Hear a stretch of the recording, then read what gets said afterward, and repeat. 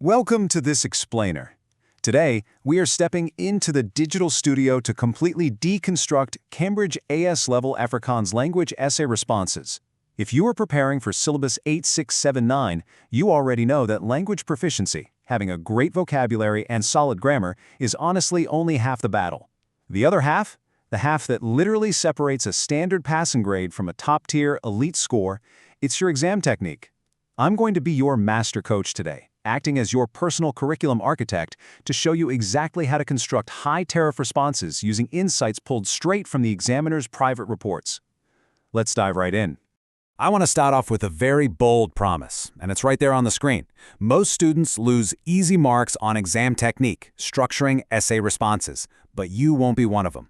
Listen, missing marks on an advanced paper rarely comes down to simply not knowing a specific word in Afrikaans. It almost always comes down to structural technique and misinterpreting the actual command words in the prompt.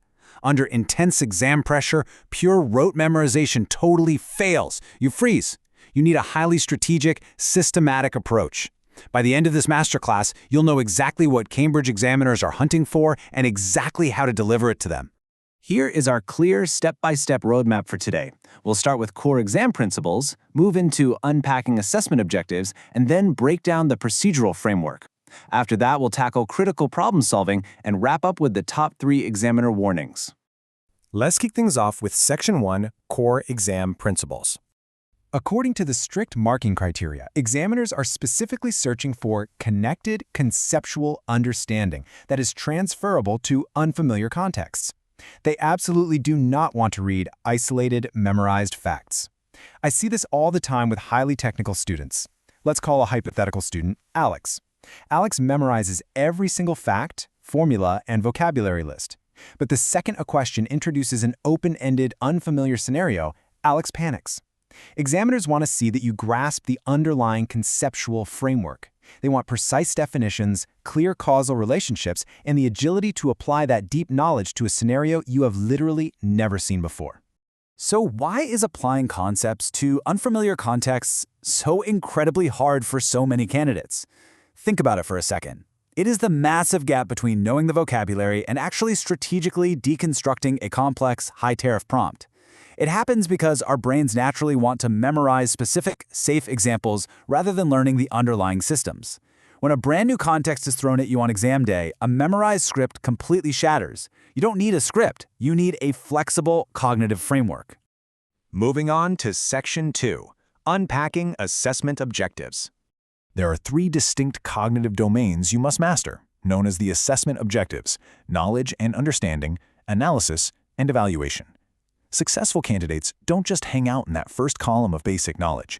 To unlock those elite top-tier marking bands, you must demonstrate competence across all 3. Let's think about another typical student. We'll call him Sam. Sam is a highly creative thinker, great at arguing a point, but totally lacks structural precision. He might explain a concept brilliantly, but when the command word asks him to what extent or demands he evaluate, he loses major points because he doesn't weigh the evidence.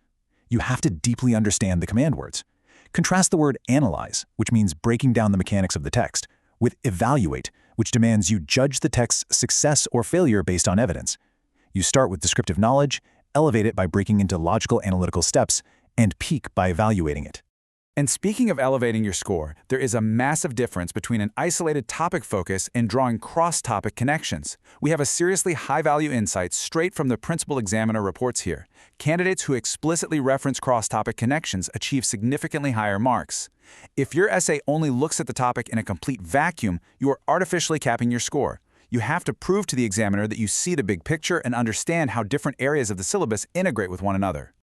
Now for Section 3, the procedural framework. Okay, before we unpack this 5-step sequence, the absolute hardest and most crucial part of problem solving, I want to take a quick second for a Min-Explainer shout-out.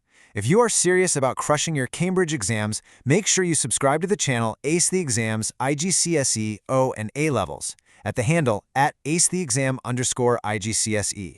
Enable all those notifications so you never miss a weekly Cambridge breakthrough strategy just like this one. Okay, let's look at the framework. First, identify the key elements of the prompt. Second, apply the relevant theoretical principles. Third, execute your analysis with clear, step-by-step working. Fourth, verify your results to ensure your logic is sound. And fifth, present it all using the correct academic format. Walking through this systematically makes your methodology completely bulletproof. This framework brings us directly to a massively important concept: the method marks strategy. In Cambridge exams, marks are heavily awarded for the process itself, not just the final conclusion. Your clear working and systematic progression through those 5 steps we just covered are exactly what earn you these method marks. If you just jump straight to the conclusion without showing your analytical working, you are leaving vital, easy marks on the table. Even if your final evaluation is slightly off, a perfect procedural demonstration acts as a safety net for your grade. Let's shift gears to Section 4, critical problem solving. Think of this as a virtual workshop. Imagine looking at a piece of source material. How exactly do you evaluate the quality of the evidence presented? You must actively identify the limitations of the evidence, explicitly note any underlying assumptions the author is making, evaluate alternative interpretations to show the examiner you see multiple perspectives, and finally, assess how these factors affect your overall conclusions. Doing this proves you aren't just reading the text, you're interrogating it, you're operating at the highest possible analytical level. This right here is the fundamental difference between merely passing and truly excelling. Let's play a game of spot the flaw. Imagine a poorly written student answer that essentially recites a textbook definition of an Afrikaans literary device without tying it to the passage. That's the flawed, generic approach. You have to abandon that in favor of a highly context-specific approach. The absolute classic mistake, highlighted endlessly in examiner alerts, is providing generic answers. You must strictly, ruthlessly link every single point you make back to the given scenario. If a paragraph you wrote could theoretically apply to any generic essay, it is not earning you points here. It must be customized to the prompt. Finally, we reach Section 5, Top 3 Examiner Warnings. We have meticulously mined the Cambridge Principal Examiner reports, and here are the exact traps students fall into year after year. Number 1, confusing cause and effect. You have to be hyper-precise about what triggers a phenomenon versus what the ultimate result of it is. Number 2, forgetting to check format and presentation. You must use the correct linguistic terminology.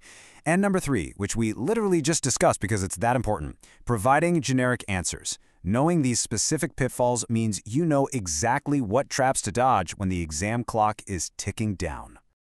To synthesize everything we've covered in this masterclass, I want you to burn this ultimate formula into your memory. Deconstruct, solve, evaluate. First, carefully scan and deconstruct the given prompt and command words into logical steps. Second, solve the problem systematically, paragraph by paragraph, to demonstrate your connected understanding. Finally, spend your last 5 minutes evaluating the evidence and making justified, balanced recommendations based entirely on that specific context. This continuous loop is your key to mastering the Afrikaans language essay. I want to leave you with a final, provocative question. Will your very next essay merely repeat memorized facts, or will it strategically deconstruct the context? The choice is entirely in your hands. You now have the exact procedural framework and delete examiner insights to elevate your responses from simple memorization to top-tier analysis. Apply this strategy in your next practice paper and watch your score completely transform. And remember, crushing Cambridge exams requires consistent strategy. So hit that subscribe button for Ace the Exam's IGCSE O and A levels at @acetheexam_IGCSE. Turn on the notification bell for future exam hacks and drop a comment below with your exact target grade. Thank you for joining me in this explainer. Keep practicing and stay focused on the process.